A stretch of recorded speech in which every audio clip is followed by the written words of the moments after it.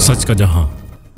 की शब human rights and social reform Sindh को एक 9 उम्र लड़की ने रजू किया। बच्ची बज़ाहिर एक महज़ब बापर्दा और साफ सुथरी घरेलू पस मंजर की दिखाई देती थी और इसे वापस भेजना इंसानी और इखलाकी जिम्मेदारियों के खिलाफ महसूस हुआ। ताहम जब इससे मजीद तफसीलात जानने की कोशिश की गई तो कई बातें मशकूक पाई गई और वो कोई शनाख्ती दस्तावेज फराहम न कर सकी। सूरत हाल की नज़ाकत और लड़की की कम उम्री के पेश नज़र हमने इसे आर्जी तौर पर अपने पास रहने की इजाजत दी और फौरी तौर पर थाना जमान टाउन SSO गुलाम नबी अफरीदी और हेड मुहर्रर मोहम्मद उमैर को इस बारे में मतला किया। साथ ही साथ हमने अपने कानूनी मशीर से भी मशवरा किया, अखबार में खबर दी और वर्षा को ढूंढने की भी कोशिश की, लेकिन मुकम्मल तस्दीक न होने के बायस इदारे ने नामुनासिब समझा कि यह मामला सरकारी इदारे के हवाले किया जाए। चुनाचे हमने Sindh child protection authority Korangi division incharge Nusrat Alvi से रब्ता किया। SSP Korangi Tariq Nawaz, SHO Zaman town Ghulam Nabi Afridi और हेड मुहर्रर मोहम्मद उमैर की मुआवनत से बच्ची को बाज़ाब्ता तौर पर Sindh child protection unit Malir में जमा करवा दिया गया।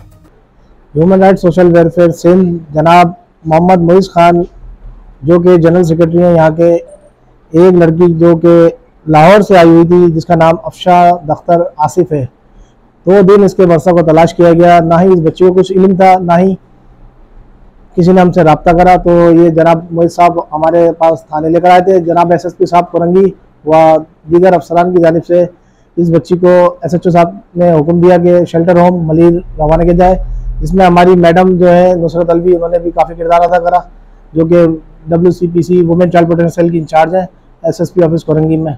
तो उनकी हिदायत के मुताबिक, जनाब SSP साहब की हिदायत के मुताबिक इस बच्ची को शेल्टर होम मलीर रवाना किया जा रहा है, जो कि लेटर हम जनाब मोइज़ साहब को दे रहे हैं। Thank you. और इस सब में मैं नुसरत अलवी साहिबा जो कि चाइल्ड प्रोटेक्शन ब्यूरो को सारा वो हैंडल करती हैं, उनका मैं शुक्रिया अदा करूँगा। SHO गुलाम नबी अफरीदी साहब का मैं शुक्रिया अदा करूँगा कि उनकी बहुत अच्छी कोऑपरेशन रही। उमैर साहब का मैं शुक्रिया अदा करूँगा, इन्होंने हमें बहुत कोऑपरेट किया। जितने भी मामला थे थाना जमान टाउन में ये सारे मामला हुए और मैं तमाम पुलिस का बहुत शुक्रिया अदा करूँगा इस मामले को लेकर।